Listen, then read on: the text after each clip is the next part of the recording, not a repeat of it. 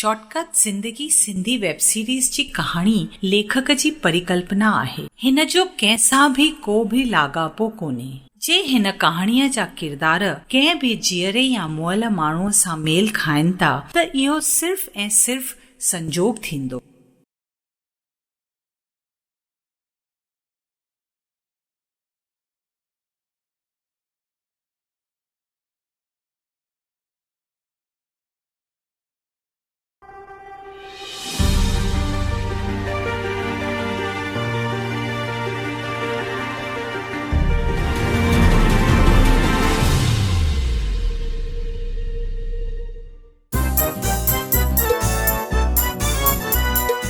हे हाँ हाँ शॉर्टकट जिंदगी माण्हू ही तेजियनि था हू मस्तीअ जे पुठियां दीवाना थी फिरनि था हवा में उॾामी धरतीअ ते किरनि था।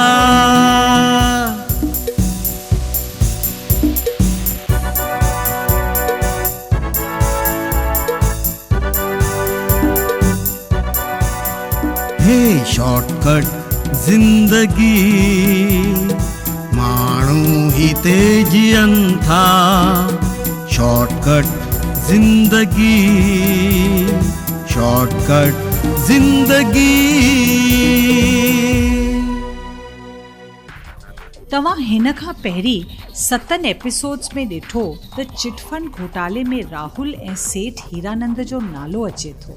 ॿई फार्म हाउस में अचनि था जिते राहुल सेठ नंदलाल ऐं अमित खे सेफ पहुचायो आहे। सेठ हीरानंद उन्हनि खां पुछे थो त ही सभु कीअं थियो। अमित उन्हनि खे ॿुधाए थो त डैड खे ॾिनल चैलेंज पूरी करण लाइ हू राजूअ सां गॾु वाशू व्याजी वटि वियो। वाशूअ हुन खे 50-50 पार्टनरशिप में चिट फंड जो धंधो शुरू करण लाइ चयो। पैसा वाशूअ जा, मेहनत ऐं नालो अमित जो। हिन चिट फंड जे धंधे में माण्हू जेतिरा भी पैसा जमा कंदा 6 महीननि खां पोइ हुननि खे वापसि डबल करे ॾिबा। जमा थियल पैसनि मां ऐं भी कई धंधा कबा ऐं करोड़े रुपया कमाइबा। धंधो शुरू करण खां पोइ लखनि में पैसा आया जेके उन्हनि डांस दारू ऐं पार्टियूं करे उॾाया। जॾहिं पैसा वापसि करण जो वक़्तु आयो त वाशूअ पैसा वापसि करण खां साफ़ इनकार कयो ऐं गुंडनि खां मार बि खाराई। हाणे अॻियां वधीक एपिसोड 8। सभिनी मूंखे मिली करे मारियो ऐं पब्लिक खे भड़कायो। पब्लिक खे मुंहिंजे ऐं पप्पा जे पोयां लॻायो। वाशू असांखे मारण थो चाहे पर जेकॾहिं मां बची वियुसि त कसम सां हू कोन बचंदो। उन जी सॼी सच्चाई सभिनी जे अॻियां अची वेंदी। पर हिन वक़्तु असां पब्लिक ऐं वाशू व्याजी गुंडनि खां लिकूं पिया था। मां मञा थो त मूंखां ग़लती थी आहे पर मां चोर न आहियां। मां हिमत करे हिकु दफ़ो राजूअ सां गॾु वाशूअ जे अॾे ते वियोसि।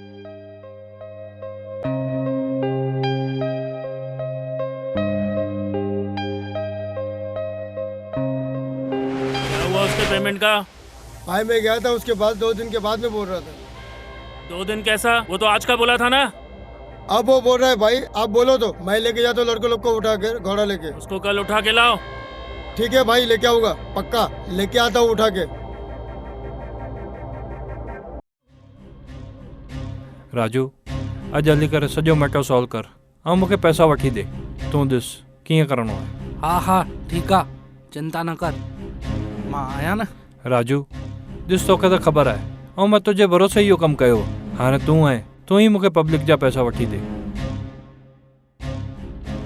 वाशू सेठ राम राम। राम राम। वाशू सेठ हाणे पब्लिक पैसा थी घुरे ऐं न हिन वक़्तु मूं वटि पैसो आहे न ही जवाब। चिट फंड जो मालिक तूं, पैसा उन्हनि खां तूं वरिता, हाणे वापसि बि तूं उन्हनि खे कंदे। इन में मां छा कयां? वाशू सेठ ईअं त मां बर्बाद थी वेंदुसि। भले थी। राजू तूं कुझु चए छो नथो? वाशू सेठ ईअं त हे बर्बाद थी वेंदो। पहिरों ई माण्हुनि खां बचण लाइ हिते उते भॼे थो। घर बि कोन थो वञी सघे। हिन मथां रहम कयोसि, हिनखे आज़ादु कयोसि, हिनखे मारे छॾियोसि। राजू तूं? हा मां। हा राजू मुंहिंजो माण्हू आहे। तोखे बर्बाद करण लाइ मां ऐं राजू प्लान कयो हुयो। पर राजू तूं ईअं? हा मां। उनजी वजह तूं, तुंहिंजो घमंड ऐं मुंहिंजी पिंकी। पिंकी? हा पिंकी। मां पिंकीअ सां जाम प्यार कंदो आहियां, पर उहो मूंखे तुंहिंजे पैसनि जे करे रुख कोन ॾींदी आहे। कहिड़ी कमी आहे मूं में? सिर्फ़ एतिरो ई न त तो वांगुरु मूं वटि पैसा कोन्हनि। मां अमीर कोन आहियां। बस तंहिं करे हुन मुंहिंजे प्यार खे ठुकराए छॾियो। तंहिं ॾींहुं मां सोचे छॾियो तोखे मां बर्बाद करे छॾींदुसि। पाण शौकार थी पिंकीअ खे हासिल कंदुसि। राजू धोखेबाज़। अरे बीठा ॾिसो छा था, मारियोसि हिनखे।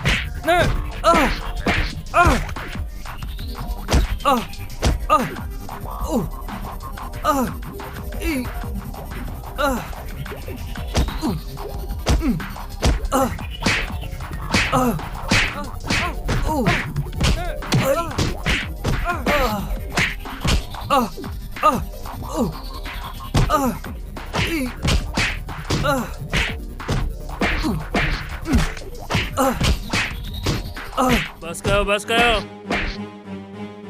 हिन लाइ एतिरो ई सबक़ काफ़ी आहे। हिनखे वधीक न मारियोसि, वञणु ॾियोसि हिनखे।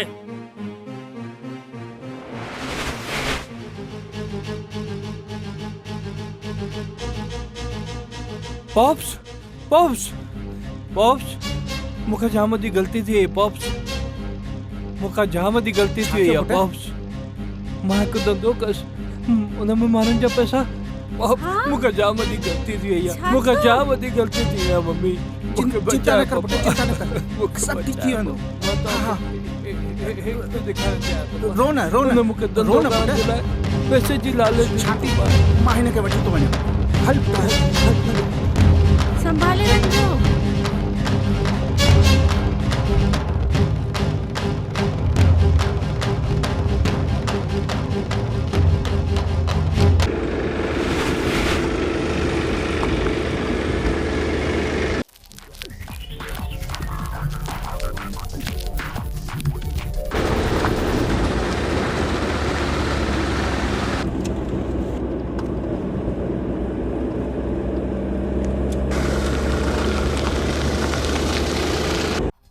वाशू सेठ, अमित ऐं अमित पप्पा त फरार थी विया आहिनि। राजू चिंता न कर, अञा त ही फरार थिया आहिनि। मां हिन खां वधीक हिननि खे बर्बाद कंदुसि। वाशू सेठ ॾिसो केरु आयो अथव। आया त मुंहिंजा दुश्मन।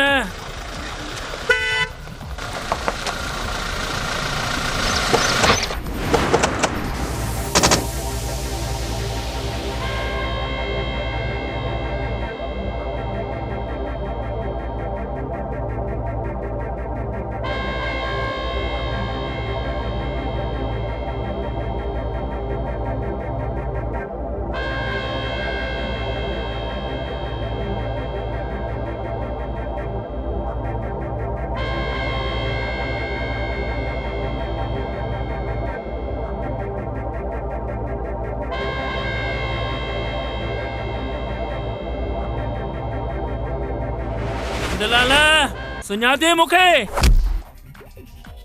वाशु तूं? हाँ हाँ पप्पा, ही आहे उहो वाशु। हा हा मां आहियां वाशु, जंहिं तुंहिंजे पुट खे बर्बाद कयो आहे। तुंहिंजी दुश्मनी मूंसां आहे, इन में मुंहिंजे पुट जो कहिड़ो ॾोह? दुश्मनी दो मना?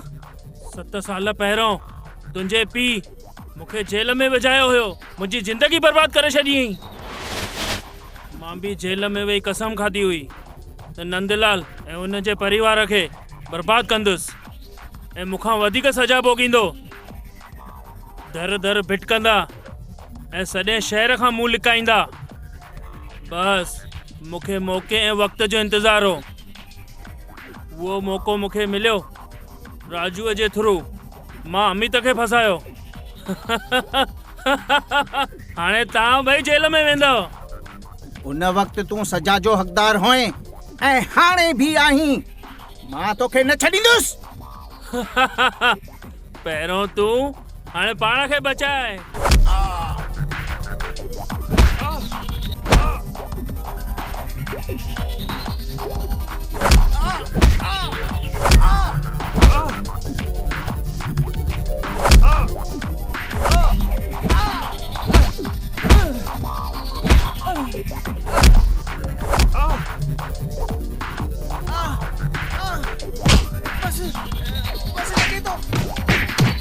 सूतो भाई छॾियो। हलो पॉप्स, हलो वजो। बियो बियो वञण ॾियो हिननि खे। मां बि ॾिसां थो हे केसिताईं भॼंदा। ऐं असां पाण खे बचाए करे पोइ तव्हांजे बंगले ते पहुतासीं। उते राहुल असांजी मदद कई। बस पोइ राहुल असांखे हिते सेफ जॻह ते वठी आयो। अच्छा त हे वाशु उहो ई आहे जंहिंखे तव्हां 420 हफ़्ता कोरी ऐं हाफ मर्डर जे केस में गवाही ॾेई करे अंदरि करायो आहे? हा अंकल हाणे छा थींदो? सभु ख़तमु। मुंहिंजी बेवकूफ़ीअ जे करे ऐं दोस्तनि जे चए में अची करे ऐं मुंहिंजी फालतूअ जी ज़िद जे करे मां पंहिंजे डैड जी सॼी दौलत, उन्हनि जी इज़त ऐं उन्हनि जो सॼो साम्राज्य ख़तमु करे छॾियो। I am sorry dad, I am sorry. कुझु ख़तमु न थियो आहे। मां जीअं चवां थो तीअं ई कर। हा पुट, हीरो जीअं चए थो तीअं ई कर। असांखे पैसे जी कमी कोन्हे। असां सभिनी खे पैसा वापसि कंदासीं।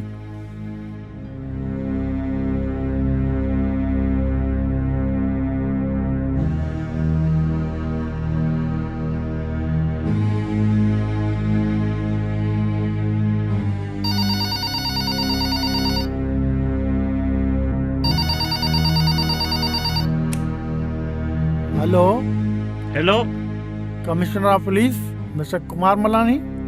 यस स्पीकिंग।